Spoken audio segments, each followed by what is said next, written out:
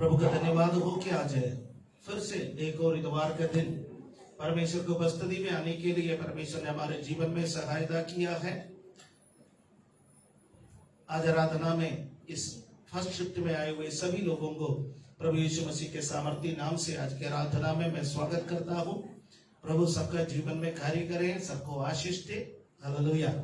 आज परमेश्वर का वचन से मनन करने के लिए पिछले सप्ताह में मैं जहां तक परमेश्वर का वचन को आपके साथ बोला उसके आगे आज मैं जाना चाहता हूं।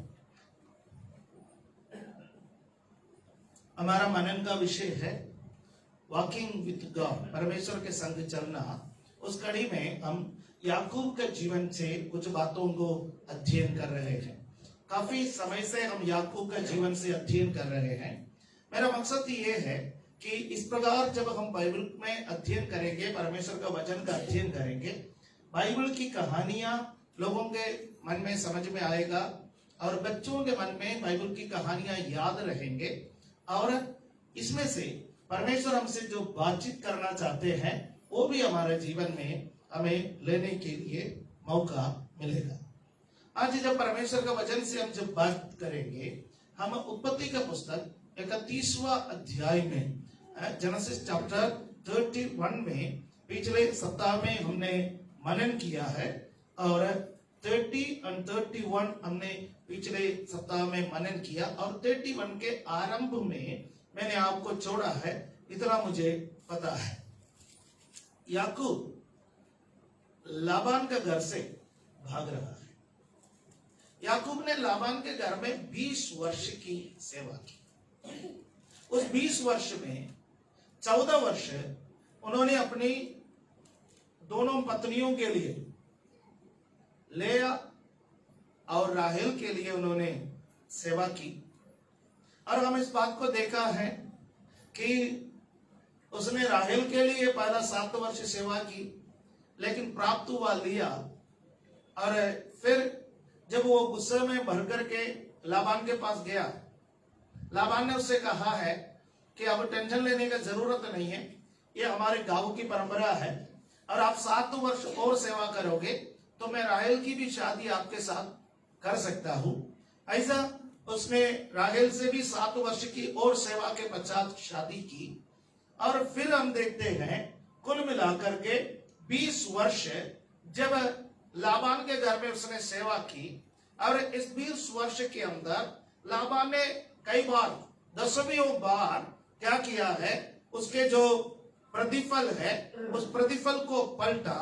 और जब याकूब को लगा कि लाबान का स्वभाव जो है उसमें कुछ परिवर्तन आया है, क्योंकि लाबान के लड़के याकूब के बारे में कहने लगे कि ये आकर के हमारा पिताजी का संपत्ति को ले लिया है।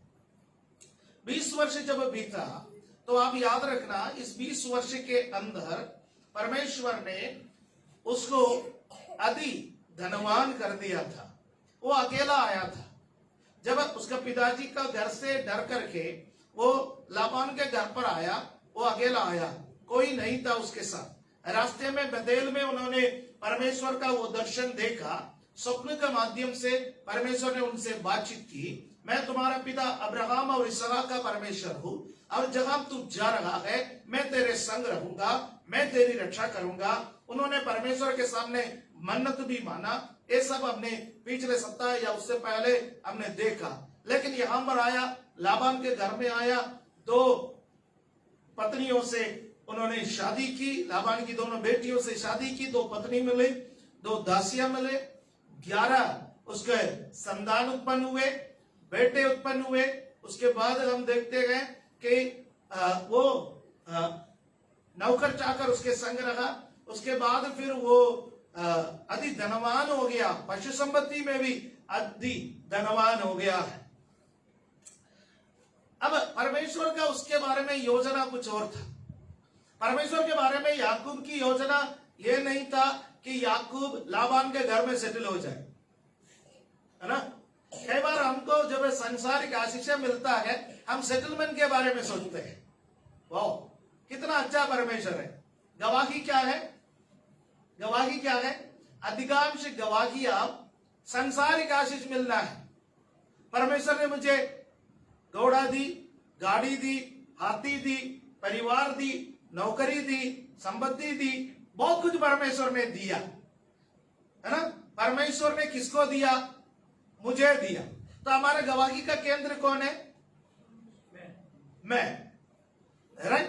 परमेश्वर सबको देता है, वो हमारा गवाही का केंद्र नहीं है। जब परमेश्वर कोई भी बातें मुझे देता है, वो मेरा गवाही का केंद्र बनता है। यानी गवाही अक्सर हम जो बताता है वो है मुझे जो प्राप्त हुआ है। और यहां पर याकूब को बहुत कुछ प्राप्त हुआ। गवाही बता दिया जाए तो वंडरफुल और सेटल होना चाहता है, लेकिन परमेश्वर की योजना ये नहीं है कि वो सेटल हो जाए। उसने परमेश्वर से मन्नत माना था। क्या परमेश्वर से कहा? परमेश्वर, मैं मेरे पिता के घर पर वापस आऊंगा। जब मैं मेरे पिता के घर पर वापस आऊंगा तो मैं क्या करना चाहता हूं कि जो जिस जगह पर तूने मुझे दर्शन दिया, ये बेतेल है, ये तेरा भवन है, यहां पर मैं तेरे लिए भवन बनाऊंगा। अब्राहम का जो विरासत है वो इसहाक पर आ गया। इसहाक का विरासत है वो मुझ में आना है, तभी तो उन्हें पिताजी का आशीषों को ले लिया, लेकिन ये सब भूल गया है। हम भी ऐसा ही, बहुत कुछ मिलता है तो परमेश्वर के साथ जो जो पहले पहले वाचा बांधा था, परमेश्वर से जो जो दर्शन पाया था, जो जो वायदाएं परमेश्वर ने हमें दिया है, सब कुछ भूल जाता है। उस वक्त परमेश्वर हमें आराम से रहने नहीं देता। जीवन में जब परेशानी आता है तो क्या पूछना है परमेश्वर से? प्रभु, आप मेरे जीवन से और आगे क्या करवाना चाहता है? वहां पर बैठ करके रोइए मत। सेम चीज आप प्रेरितों के काम में देखते हैं। प्रेरितों के काम में आप क्या देखता है? प्रेरितों के काम में कलीसिया सेटल हो गए। क्यों?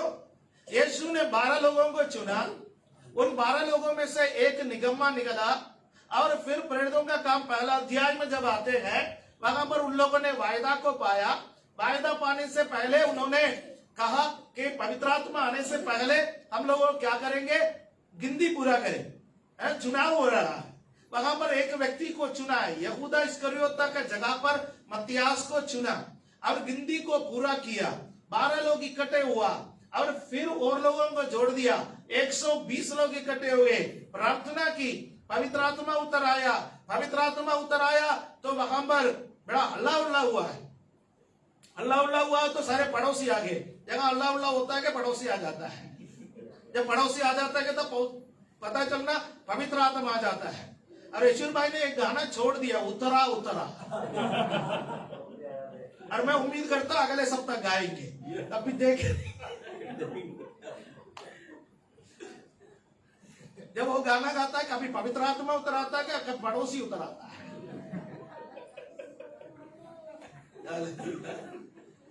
और प्रेरितों का काम दूसरा अध्याय में जब वो गाना चल रहा था, पवित्र आत्मा भी उतर आया, पड़ोसी भी उतर आया, लेकिन वहां फर्क क्या आया हुआ? पड़ोसियों में से 3000 लोग उद्धार पाया।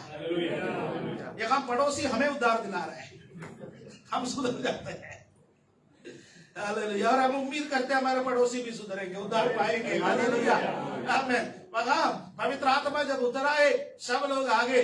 सब लोग आए गए तो पतरस ने 11 चेलों के साथ खड़े होकर के प्रचार किया और लोग परमेश्वर का वचन को सुना।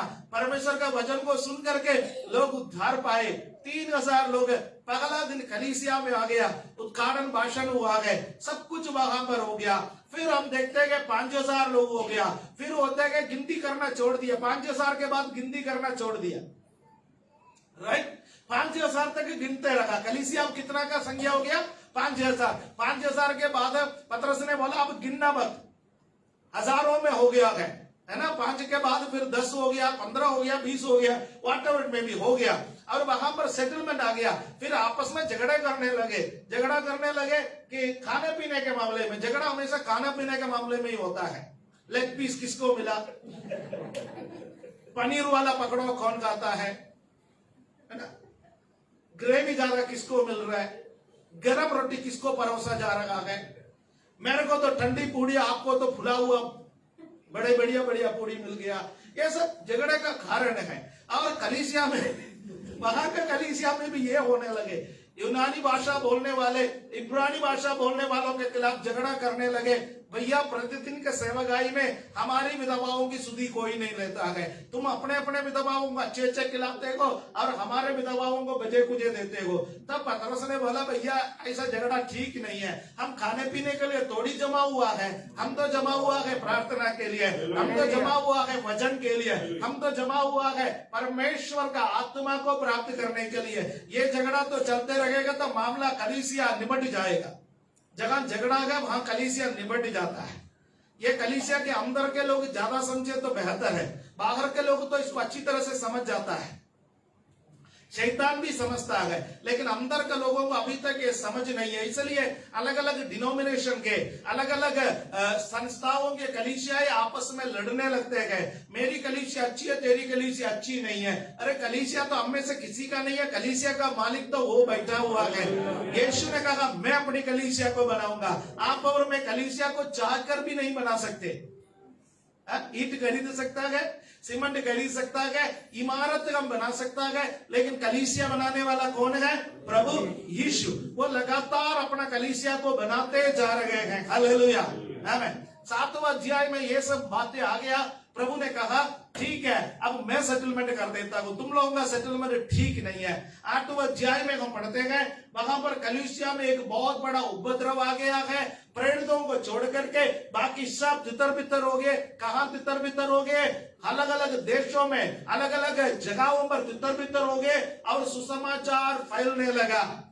हालेलुया, आमीन। कलीसिया, परमेश्वर आपको सेटल होने के लिए नहीं बुलाया। परमेश्वर का वचन है जाओ सुसमाचार सुनाओ। जब आप सुसमाचार सुनाना छोड़ दे, अपना सेटलमेंट के बारे में सोचे, तो परमेश्वर आपका विरोध में उठ खड़े हो जाते हैं।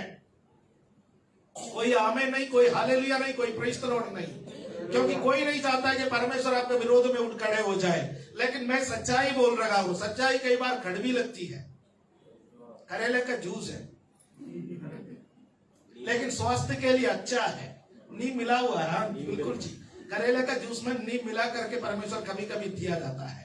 प्रेरितों का 8वां अध्याय में दिया है। तब कलीसिया सुसमाचार सुनाने लगे। तब यहूदिया में कलीसिया हुआ, तब समरिया में कलीसिया हुआ, तब पृथ्वी के छोर तब कलीसिया बनाने लगे हैं। लोग जगह जगह पर लोग तितर बितर हो गए, वहां वचन को सुनाए हैं। इसलिए सेटलमेंट के बारे में सोचो मत। हालेलुया, हमारा जरूरत है परमेश्वर पूरा करेंगे, है ना? हमारी जरूरत है परमेश्वर पूरा करेंगे, लेकिन हमारी चिंता क्या होना चाहिए? सुसमाचार कैसे सुनाए। आमीन, हालेलुया। अपना अपना पारिवारिक झगड़ाओं से बाहर निकल करके आओ, अपने अपने क्लेशों से बाहर निकल करके आओ, अपने अपना स्वार्थों में से बाहर निकल करके आओ। परमेश्वर आपको और मुझे एक मकसद के लिए बुलाया है। उस मकसद के विरोध में जो भी शैतानी ताकतें खड़े हो जाता है, उसका बंधनों को तोड़ते हुए कलीसिया बाहर निकल करके आइए। आमीन। याकूब बाहर निकलना नहीं चाहता था। लाबान का घर का खाना अच्छा लगा, लाबान का घर का पानी अच्छा लगा, और परमेश्वर ने लाबान का बेटों से बोला इसके विरोध में बातें कर। आपके विरोध में किसी ने बातें की है तो आपका भलाई के लिए है। हालेलुया, आमीन। लाबान का घर में मर मिटने के लिए परमेश्वर ने आपको नहीं बुलाया। लाबान का घर से बाहर निकलने के लिए परमेश्वर ने आपको बुलाया। मैं आपको बता दूं लाबान का घर क्या है, थोड़ी देर के बाद बता दूंगा लाबान का घर क्या है, वहां से आपको बाहर क्यों निकलना है।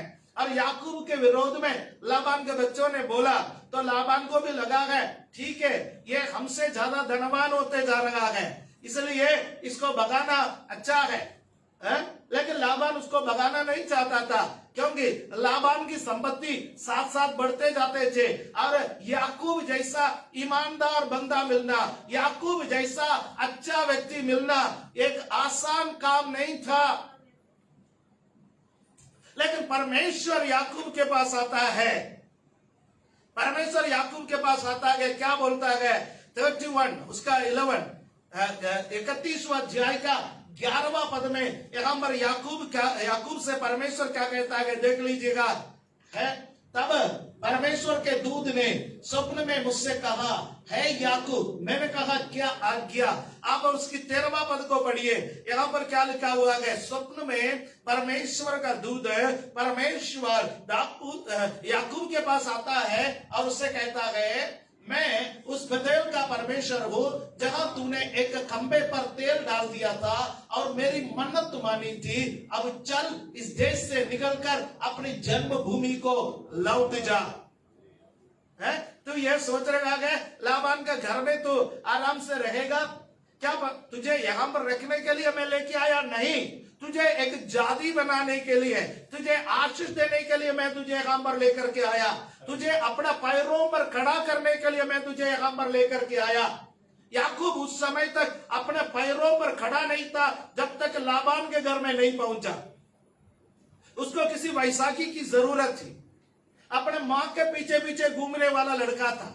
यह सोचता था मैं कुछ भी नहीं कर सकता, मेरा भाई जो है वो शूरवीर है, मेरा भाई जो है वो शिकार खेलता है, मेरा भाई जो है आशीषों का हकदार है, मैं तो कुछ भी नहीं हूं, मैं तो खाली दाल पकाते रहूंगा। नो नो नो नो, आपको दाल पकाते रहने के लिए परमेश्वर ने नहीं बुलाया, आपको चार दीवारी के अंदर रहने के लिए परमेश्वर ने नहीं बुलाया, आपको इस जगह पर मर मिटने के लिए परमेश्वर ने नहीं बुलाया। परमेश्वर ने उसको लाबान के घर पर ले जा करके उसको अपना पैरों पर खड़ा करवाया।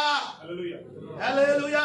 आपका जीवन में कठिनाई आने दो, तकलीफें आने दो, बीमारी आने दो, दुष्ट आपके ऊपर हुकूमत करने दो, वो सब इस बात के लिए है कि आप अपने पैरों पर खड़ा होना सीखे। आपको अपना पैरों पर खड़ा करने के लिए परमेश्वर योजनाएं बना रहा है। इसलिए लाबान के घर से दुखी मत हो जाइए, कठिनाइयों से दुखी मत हो जाइए, आप अपने पैरों पर खड़े हो रहेंगे। हालेलुया। अब एक दिन जब आप अपना पैरों पर खड़े हो जाएंगे, परमेश्वर आपसे कहेंगे बाहर निकल करके आ, क्योंकि मैं बेतेल का परमेश्वर हूँ। हालेलुया। बेतेल वो स्थान है जहां पर याकूब पहली बार परमेश्वर से मुलाकात की। हालेलुया। परमेश्वर कहता है कि वो पहला प्रेम में वापस आओ। बेतेल वो पहला प्रेम है। हालेलुया। प्रकाशित वाक्य में परमेश्वर कलीसिया से बातें करने का समय, शायद एफेसुस की कलीसिया से परमेश्वर कहता है, तूने अपना पगला प्रेम को खो दिया। पगला प्रेम खो कैसे गया? पैसे के कारण खो गया, संपत्ति के कारण खो गया, व्यस्तता के कारण खो गया, नौकरी के कारण खो गया, पढ़ाई के कारण खो गया, बहुत सारे चीजों के कारण परमेश्वर के साथ हमारा जो पगला प्रेम है उसको हमने खो दिया। लेकिन परमेश्वर कहता है मैं बेतेल का परमेश्वर हूं, मैं तुमसे अभी भी उतना प्यार करता हूं जितना शुरुआत में करता था। हालेलुया। आमीन। परमेश्वर अपने लोगों का प्रेम को कई बार ऐसा दिखाता है जैसा पति और पत्नी का बीच का प्यार हो। आमीन। शादी का पगले समय पर एक ही थाली में खाते थे, जगह जाते थे, आगे पीछे जाते थे, साथ साथ जाते थे। पति जब तक ना आए पत्नी खाना नहीं खाती थी, आपके साथ ही खाना है। जैसा जैसा शादी का समय आगे आगे निकलते गया, शादी का बुखार उतरते गया। लेकिन परमेश्वर चाहता है कि वो पहला प्रेम में वापस आए, वो पहला प्रेम में वापस आ जाए। हालेलुया। परमेश्वर के बिना हम कुछ नहीं करते, परमेश्वर के पूछे बिना हम एक कदम भी आगे नहीं बढ़ते, बाइबल पढ़े बिना काम नहीं करते, प्रार्थना किए बिना काम नहीं करते, उपवास किए बिना सप्ताह निकलते नहीं है। लेकिन अब एक्सपीरियंस हो गया है, अब अनुभवी हो गया है, अनुभवी जैसा हो गया, आत्मिक जीवन में कमी आने लगा। उस परिस्थिति से बाहर निकल करके आइए। मैं बेतेल का परमेश्वर हूं, तुम्हारा पगला प्रेम का परमेश्वर हूं, तुमसे बातें करने वाला परमेश्वर हूं। हालेलुया। अब मैं क्यों आया तुम्हारे पास? लीव दिस लैंड, इस जगह को छोड़ दो। यह जगह तुम्हारा जगह नहीं है, टेम्पररी है। हालेलुया। इस संसार हमारा अस्थाई स्थान है, हमारे लिए एक चिरस्थाई घर बन रहे। हालेलुया। यहां हम थोड़े दिन के लिए आए, हमेशा का हमारा घर ये नहीं है। याकूब, लाबान का घर थोड़े दिन का है, छोड़ दो इस स्थान को, go back to your native land, अपने जन्मभूमि को लौट जा। हालेलुया। याकूब ने क्या किया? और 31वां, 17वां और 18वां पद हम पढ़ने का समय 31, 17 एंड 18, परमेश्वर का स्वप्न, परमेश्वर का दूत याकूब से बात की, यहां को छोड़ दे, अपने जन्म स्थान को लौट जा। अब याकूब योजनाएं बनाने लगे 17वां और 18वां पद में। तब याकूब ने अपने बच्चों और स्त्रियों को ऊंटों पर चढ़ाया और जितने पशुओं को वो पद्दनाराम में इकट्ठा करके धनाढ्य हो गया था, सबको कनान में अपने पिता इसहाक के पास जाने की मनसा से साथ ले गया। आमीन। जब परमेश्वर का दूत याकूब के पास आया, याकूब ने अपने दोनों पत्नियों को बुलाया और उनसे शेयर की। पहली बार जिंदगी में दोनों पत्नियां हां बोला। जिस बात के लिए लिया क्या हां कहती थी, राहेल मना करके आई है। जिस बात के लिए राहेल हां करती थी, लिया मना करके आई है। लेकिन पहली बार राहेल और लिया दोनों एक ही स्वर में बोला, चलो हम तैयार हैं। हालेलुया। हमें जब परमेश्वर का समय आएगा ना, आपका दुश्मन भी आपसे हाँ कहेगा। यह परमेश्वर की योजना है। आपको किसी को प्रेशराइज करने का जरूरत नहीं पड़ेगा। याकूब आराम से, याकूब को सबसे बड़ी दिक्कत थी दोनों पत्नियों को एक साथ लेकर के चलना, लेकिन वहां परमेश्वर ने आराम से काम कर गया। दोनों पत्नियां हाँ बोल गई। और याकूब ने क्या किया? सब कुछ पत्नियों को, बच्चों को, सबको ऊंट पर चढ़ा दी। और पद्दनाराम में आकर के वो इतना धनाढ्य हो गया। मैं पहले आपसे बोला वो अकेला आया, लेकिन अब धनाढ्य हो गया। जब धनाढ्य हो गया, सारे संपत्तियों को, दास दासियों को, सबको लेकर के अपने पिता के घर जाने का मनसा से वहां से निकला। वहां से निकलने का समय राहेल ने जो काम किया वो 19वां पद में लिखा हुआ है। 19वां पद में लिखा हुआ है, लाबान तो अपने भेड़ों का ऊन कतरने के लिए चला गया था और राहेल अपने पिता के ग्रह देवताओं को चुरा ले आए। यहां पर मैं आपको कुछ बातें कहना चाहता हूं, क्योंकि ये पढ़ने का समय आपको ये सोचेगा रे ये सब अच्छे विश्वासी है, फिर ये चीजों को रखे हुए हैं। मैं आपको बताना चाहता हूं, उस वक्त तक परमेश्वर का नियम, परमेश्वर का कानून किसी पर भी लागू नहीं हुआ था, बल्कि परमेश्वर ने अब्राहम और उसके परिवार को बुलाया था। परमेश्वर के बारे में बाकी लोगों ने सुना, अब्राहम और उसके खानदान में ये व्यवस्था नहीं चलते थे, लेकिन बाकी लोगों में परमेश्वर के साथ साथ दूसरे चीजों को भी मानने की प्रथा चलता था। और ग्रह देवता वो चीज होता है, एक परिवार के, एक कुटुंब के लोग सोचते हैं इसी के कारण हमारे घर में क्या आता है, आशीष आता है। ग्रह देवता वो चीज है जो लोग समझते थे, जिसके कारण हमारे घर में क्या आता है, आशीष आता है। उसके लिए एक अलग से स्थान दिया करता था। और लाबान कहां पर गया हुआ था? अपने भेड़ों के ऊन कतराने के लिए वो गया हुआ था। और राहेल ने सोचा यही अच्छा समय है, सोने से काम नहीं चलेगा, कुछ साथ लेकर के चलो। समझदारों के लिए धन्यवाद। राहेल ने क्या सोचा? सोने से काम नहीं चलेगा भाइयों बहनों, सोने से काम नहीं चलेगा, जागते रहो। नहीं है तो शैतान आपका भी आशीषों का कुछ चीजें चोरी करके ले जाएंगे। ओके, वापस आएंगे, कहानी में वापस आएंगे। हालेलुया। राहेल ने क्या किया? अपना पिता के ग्रह देवताओं को साथ में लेकर के गया।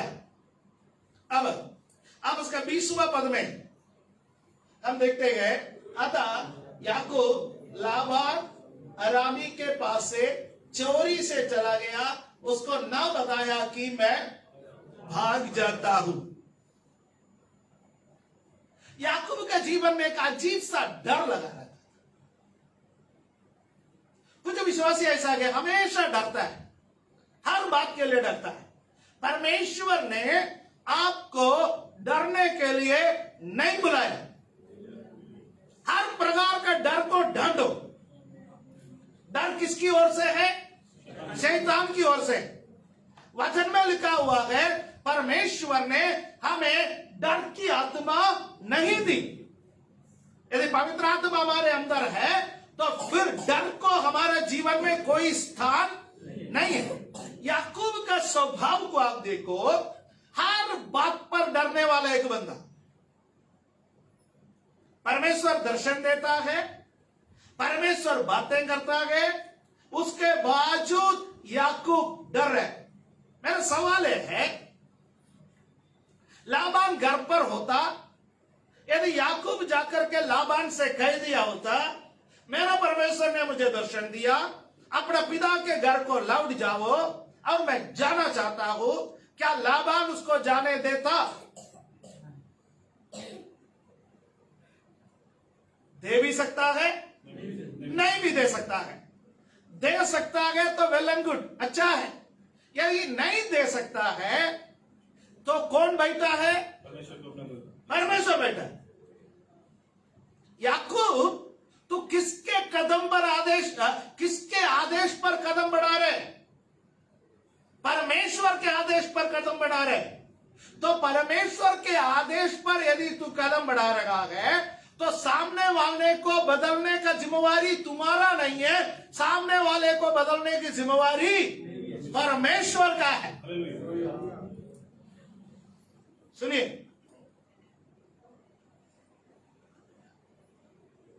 यदि आप परमेश्वर के आदेश से कोई काम कर रहे हैं, परमेश्वर के आदेश से कदम बढ़ा रहे हैं, तो सामने वाले को बदलने की जिम्मेवारी परमेश्वर का है। परमेश्वर अपने जिम्मेवारी को पूरे के पूरे निभाएंगे।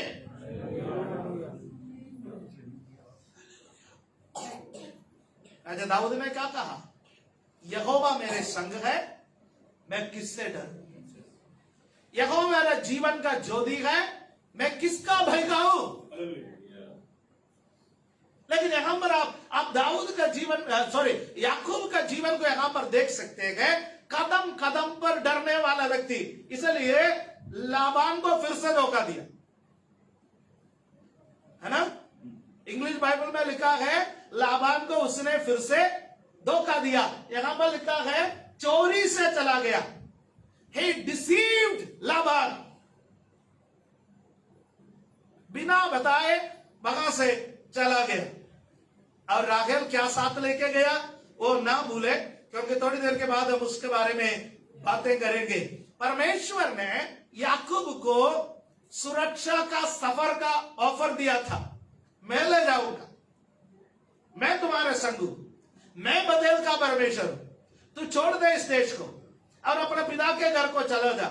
तो चोरी छुपे जाने का कोई जरूरत है वहां पर मुझे नहीं लगता। आप हो सकता है कि मेरे साथ सहमत ना हो,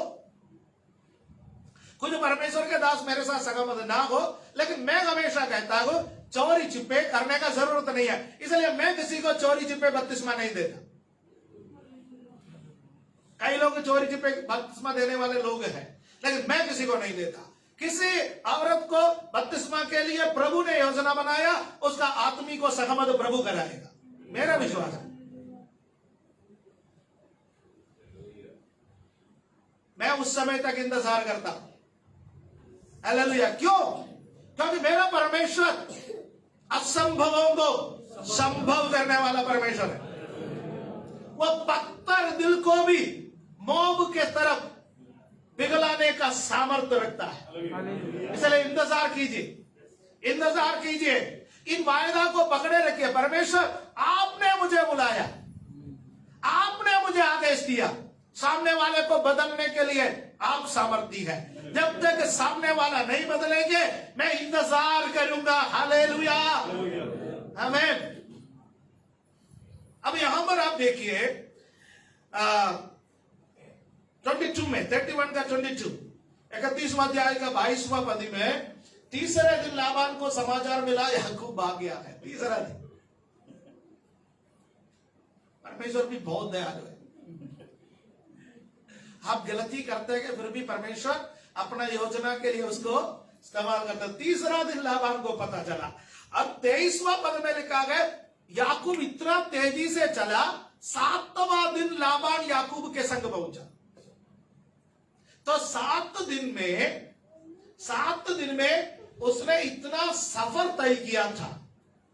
राइट। मैंने एक पुस्तक में देखा है, शायद वो जो सफर तय किया था करीब 480 किलोमीटर का सफर तय करने के लिए निकला था। वो 480 किलोमीटर का सफर यहां से अमृतसर तक, राइट। 480 किलोमीटर का सफर तय करने के लिए वो निकला था। अब 480 किलोमीटर तय हुआ या नहीं हुआ ये पता नहीं है, बल्कि 7वां दिन लाबान ने जाकर के उसको पकड़ लिया। अब 31 का 23 बहुत महत्वपूर्ण है। 31 का 23 बहुत महत्वपूर्ण है। इसलिए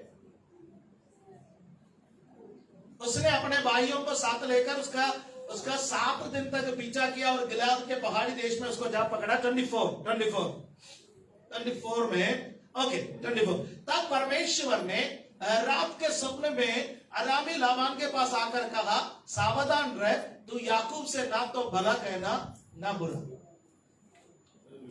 अब मेरा सवाल ये है, याकूब एक सप्ताह और लाबान के घर में वेट की और लाबान से कहा मैं जाना चाहता हूं। लाबान ने बंदिश लगा दी। तब क्या परमेश्वर लाबान से बात करने के लिए नहीं आ सकता था? आ सकता था। यहां पर भाग निकला। भाग निकलने के बाद जब लाबान उसका विरोध में आ गया, उसको पकड़ने वाला था, परमेश्वर लाबान के पास आया और लाबान के पास आकर के कहने लगा कि एक बात ध्यान रखना, याकूब से मिलना, याकूब से बात करना, लेकिन भला बुरे पर उतर मत आना, क्योंकि उसको लेके मैं कौन जा रहा है? मैं उसके साथ। सुनिए, हमारा ताकत से हम अभी तक बचे हुए नहीं है। हम में से कोई भी हमारा ताकत से बचे हुए नहीं है, हमारा पढ़ाई से बचे हुए नहीं है, हमारा स्वास्थ्य से बचे हुए नहीं है, हमारा परिवार या हमारा जान पहचान के कारण बचे हुए नहीं है। यदि हम अभी तक भी बचे हुए हैं, किसी को परमेश्वर ने बोला है ये मेरा सेवक है, ये मेरा दास है, नजर हटाओ उससे, इस पर हाथ मत डालना, इसके तरफ देखना मत। हालेलुया। जब आप परमेश्वर के राह पर चलते हैं, आपकी पूरी की पूरी जिम्मेवारी परमेश्वर का है। हालेलुया। लाबान जैसे निकम्मे लोगों से भी परमेश्वर अपने लोगों के निमित्त बात कर सकता है। हालेलुया, आमीन, हालेलुया।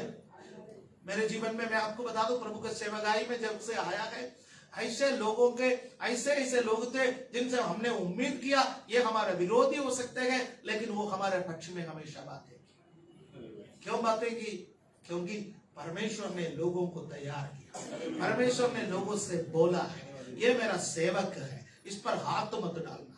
परमेश्वर ने बोला है इससे भला बुरा मत कहना, क्योंकि ये मेरा सेवक है। आपके लिए हमेशा परमेश्वर का सुरक्षा का कवच उपलब्ध है। यदि आप परमेश्वर के योजना के अंतर्गत है, परमेश्वर के योजना के अंतर्गत है, इसलिए कभी भी अपना ताकत पर घमंड मत करना, अपना युक्तियों पर घमंड मत करना। हमारा युक्ति, हमारा योजनाएं परमेश्वर के सामने कुछ भी नहीं है। हमारे लिए युक्ति और योजना बनाने वाला परमेश्वर है। हालेलुया, आमीन। आगे हम थोड़ा सा और बढ़ेंगे।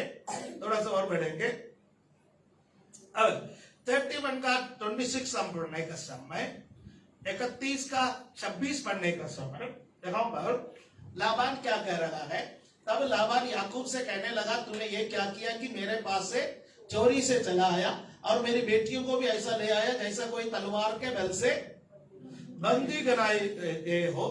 और 30 में क्या लिखा हुआ है? 30 में लिखा हुआ है, भला अब तू अपने पिता के घर का बड़ा अभिलाषी होकर चला आया तो चला आया, ठीक है, अपने पिता के घर में चला आया, पर मेरे देवताओं को तू क्यों चुरा? यहां पर लाबान उससे 2-3 बातें कह रहा है। एक कह रहा है, भैया तू भाग कर क्या है? यदि मेरे से पूछ लिया होता, मैं बड़ा इज्जत के साथ तुम्हारा विदाई कर लेता। राइट? चाहे वो चालाकी से कह रहा हो या दिल से कह रहा हो, परमेश्वर ने उसका मुंह से बुलवा लिया। याकूब से क्या कह दिया?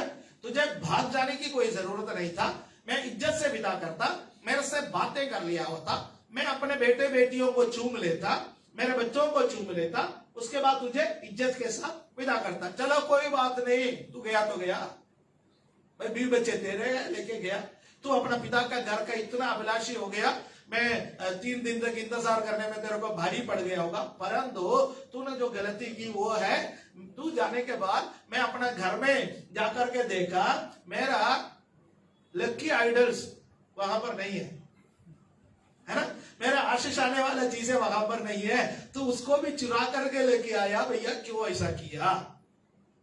देखिए 31 में यहां पर आप देख लेना, 31 में याकूब क्या जवाब दे रहा है। 31 में याकूब का जवाब आप देखिए। याकूब ने लाबान का उत्तर दिया, मैं ये सोचकर डर गया ताकि कहीं तू अपने बेटियों को मुझसे छीन न ले। देन आगे, जिस किसी के पास तू अपने देवताओं को पाए वो जीवित ना बचेगा, मेरे पास तेरा जो कुछ निकले उसे भाई बंधुओं के सामने पहचान कर ले, क्योंकि याकूब ना जानता था कि राहेल ग्रह देवताओं को चुरा दे। मैं पति पत्नियों को एक सलाह देना चाहता हूं।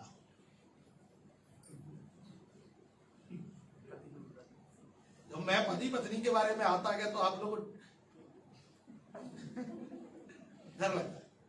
नहीं, मैं डरने वाले बात आज ही नहीं करूंगा। राइट?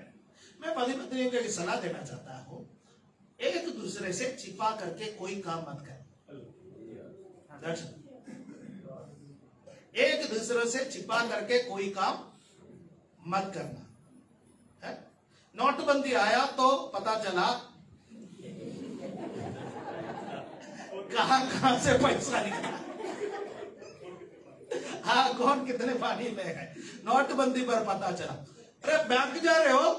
हाँ, अच्छा मेरा भी 1000 रुपए का नोट डाल देना। कहां से आया?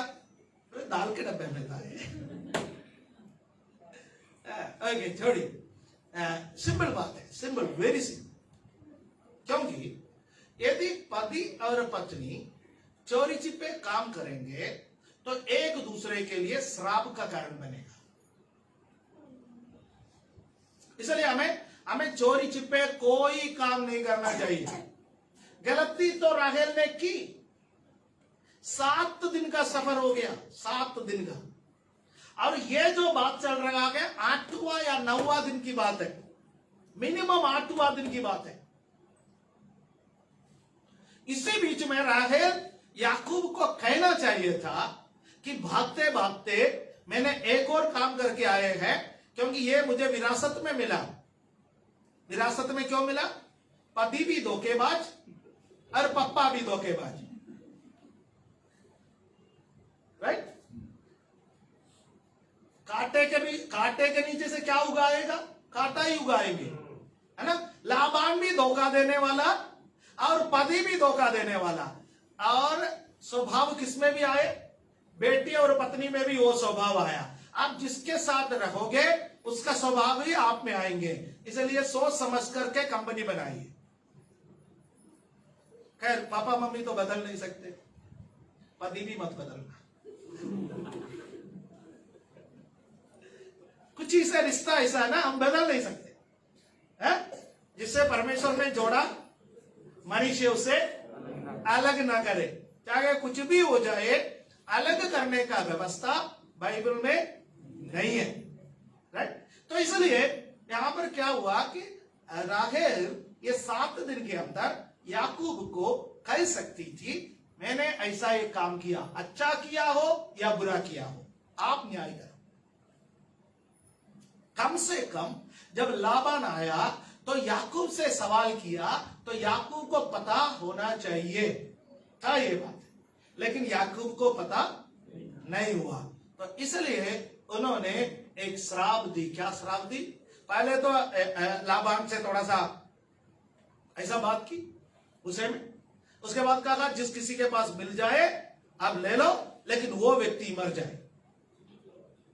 क्योंकि याकूब को बड़ा कॉन्फिडेंस था, मेरे कबीले के अंदर कोई धोखेबाजी नहीं है, सब दूध के दुले हुए हैं। जब हम एक ग्रुप में जाते हैं, एक व्यक्ति का पाप बाकी सब में असर करते हैं, राइट है?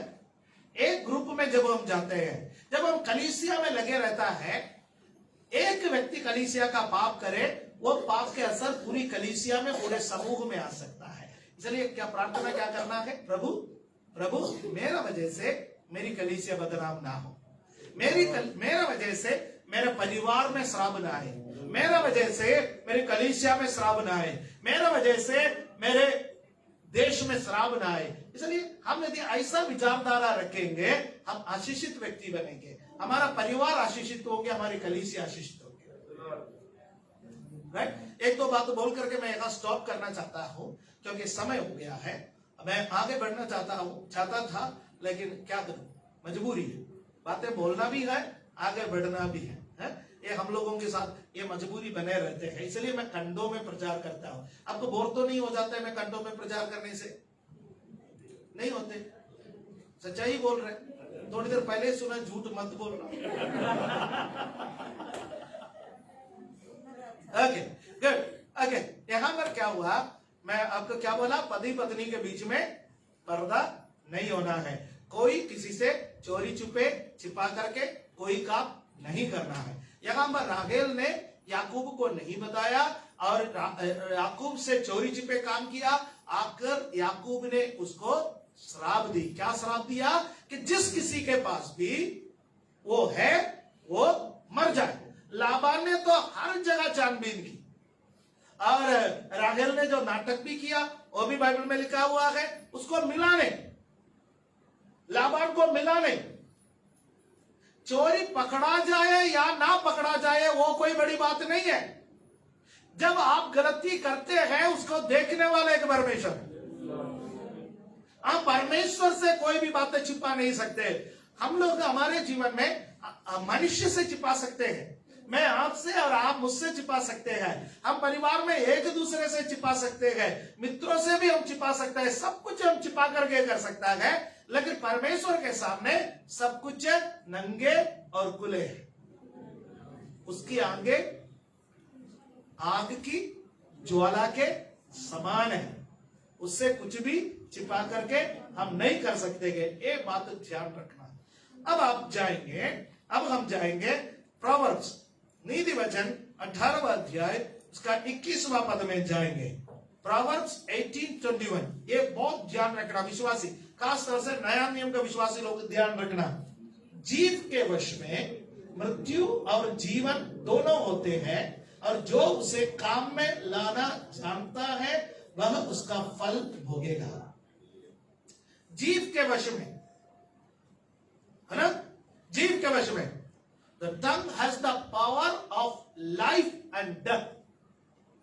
हमारा जो जीव है वो इतना सामर्थ्य है, जिसके अंदर जीवन भी है, जिसके अंदर मृत्यु भी है। तो बाइबल में अगला सेंटेंस में क्या लिखा है? और जो उसे काम में लाना जानता है वो उसका फल भोगेगा। काम में लाना यानी अपना मुंह से जीवन की बातें निकाले, मृत्यु के बातें ना निकाले, है ना। इसलिए अपने बच्चों को कभी श्राप मत देना।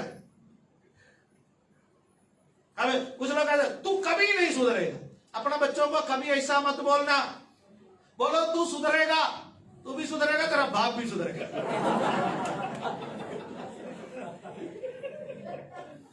अच्छा बात है,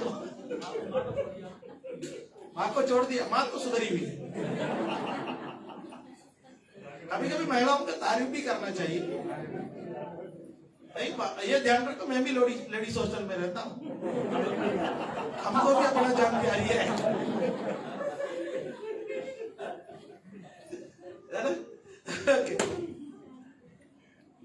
हमेशा क्या पॉजिटिव बातें का है, सकारात्मक बातें का है, जीवन की बातें का है। याकूब अनजाने में कहा था श्राप की बात, उत्तेजना में आकर के कहा था, निराशा से, क्योंकि लाबान मेरा बेइज्जती की उस निराशा से कहा था। जानबूझ के कुछ नहीं कहा उसने। कई बार हम सोचते हैं कि अनजाने में हुआ, जानबूझ के नहीं किया। नहीं, आपका जीभ से यदि निकल गया, कहावत है ना, तर्कश से जो तीर निकल गई है, और वो जबान से निकली हुई बात, मुंह से निकली हुई बात कभी वापस नहीं आती। राइट, ये दोनों वापस नहीं आएंगे। यदि तीर निकल गए तो निकल गए, या बंदूक से गोली निकल गए। आजकल के बच्चे बंदूक समझता है, तर्कश और तीर कहां समझते हैं?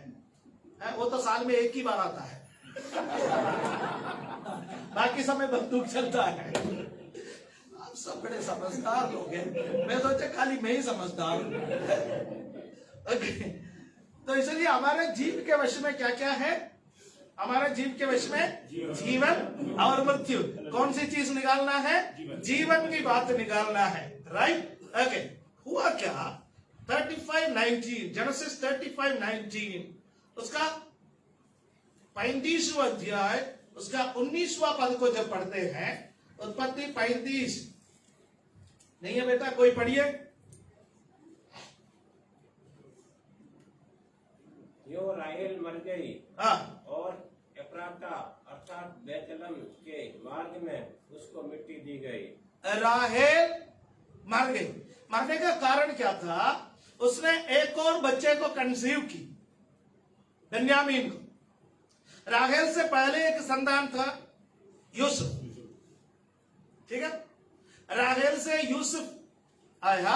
यूसुफ के बाद वो फिर कंसीव हुआ। लाबान के घर से निकलने के समय शायद वो गर्भवती थी, या उसके बाद कंसीव हुआ। और वहां पर कुछ समय के अंदर उसको प्रसव पीड़ा उत्पन्न हुए, और दाई आ गई। वो कहा कोई बात नहीं, ये भी लड़का होगा, टेंशन मत लेना। उसको सब कुछ बोल करके प्रोत्साहित करने का कोशिश किया, लेकिन बच्चे के जन्म के बाद उसने नाम दिया, बेनोनी नाम दिया। उसके बाद राहेल मर गई। क्यों मर गई? पति का मुंह से निकले हुए श्राप। पतियों, अपना पत्नियों के लिए अच्छी अच्छी बातें कहो। पत्नियों, अपना पतियों के लिए अच्छे अच्छे बातें कहो। माता पिताओं, अपने बच्चों के लिए अच्छे अच्छे बातें कहो। बच्चों, अपने माता पिताओं के लिए अच्छे अच्छे बातें कहो, क्योंकि बाइबल में लिखा हुआ है, जीव के वश में जीवन और मृत्यु दोनों है। जो उसको काम में लाना जानते हो, वो उसका प्रतिफल पाएगा। आज एक निर्णय नहीं, मेरे मुंह से जीवन की बातें निकलेंगी, मेरे मुंह से आशीष की बातें निकलेंगे। मैं श्राप देने वाला नहीं बनूंगा। पिछले दिनों में हमारे जीवन में कई बार हमने श्राप की बातें मुंह से निकाले होंगे, उसके लिए परमेश्वर से माफी मांगी। याकूब के जीवन का एक और पड़ाव हमने देखा, एक और पड़ाव हमने देखा, लेकिन उसके जीवन में काफी उतार चढ़ाव को भी हमने देखा है। और परमेश्वर उसको कभी नहीं छोड़ा। जब आप परमेश्वर के योजना के अंतर्गत है, परमेश्वर आपको कभी छोड़ेंगे नहीं। डरिए मत, डरिए मत। परमेश्वर आपको डरने के लिए नहीं बुलाया, परमेश्वर आपको ले चलने वाला परमेश्वर है। अपने आंखों को बंद करें। Hallelujah, hallelujah, praise the Lord, hallelujah. प्रभु जी, हम आपका धन्यवाद करते हैं। याकूब के जीवन के एक और पड़ाव के बारे में सीखने का मौका हमें मिला। परमेश्वर वो लाबान का घर से डर कर भागा था, फिर भी आपने लाबान से बात की, याकूब से भला बुरा मत कहना। परमेश्वर, पिछले दिनों में आपने हमें जो सुरक्षा दिया उसके लिए धन्यवाद। शत्रु हमारा नाश करना चाहता था, शत्रु ने कई लोगों को हमारे विरोध में खड़ा कर दिया, आपने लेकिन सबसे बातें की, ये मेरा बेटा है, ये मेरी बेटी है, इसके विरोध में तुम्हारा मुंह नहीं खोलना। परमेश्वर, उसके लिए हम आपका धन्यवाद करते हैं। आपका सुरक्षा के लिए धन्यवाद प्रभु, आपके करुणा के लिए धन्यवाद। और प्रभु जी, यहां पर हम देखते हैं कि किस प्रकार याकूब अनजाने में अपनी पत्नी को श्राप दिया है। प्रभु, हम जाने अनजाने किसी को श्राप न दे। पिछले दिनों में हमारा मुंह से यदि ऐसा कोई बातें निकल गए हैं तो प्रभु हमें क्षमा करने के लिए हम प्रार्थना करते हैं। हमारा मुंह से निकले गए वचन किसी के लिए श्राप का कारण ना बने। हमारे जीव के वश में जीवन और मृत्यु है, और जीवन को काम में लाने में हमारी सहायता कर। धन्यवाद देता, धन्यवाद देता है। हमें आज आराधना में जितने भी लोग हैं प्रभु, हम सब लोग हमारे जीवन को आपके बलवंत हाथ में समर्पण करते हैं। फेसबुक के माध्यम से हमारे साथ जुड़े हुए जितने भी प्रियजन हैं उन लोगों को भी आपके हाथ में समर्पण करते हैं। धन्यवाद देता है, आदर महिमा आपको देते हैं। प्रभु यीशु मसीह का पवित्र नाम से इस प्रार्थना को मांगते हैं, आमीन, हालेलुया।